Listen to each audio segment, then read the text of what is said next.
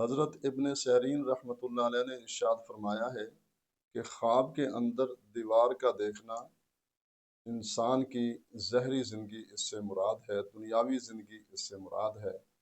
اگر اس نے مضبوط دیوار دیکھی ہے اور بڑی اچھی دیوار دیکھی ہے، عمدہ دیوار دیکھی ہے، تو اس کی تعبیر یہ ہے کہ اس کی زندگی بہت ہی اچھی گزرے گی۔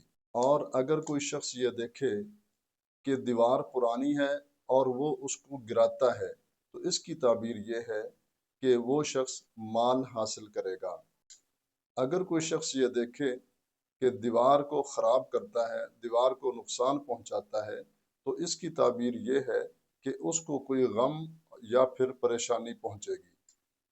اور اگر کوئی شخص یہ دیکھے کہ دیوار تنگ ہے، کمزور ہے، تو اس شخص کا حال دنیاوی زندگی کے اعتبار سے کمزور ہوگا۔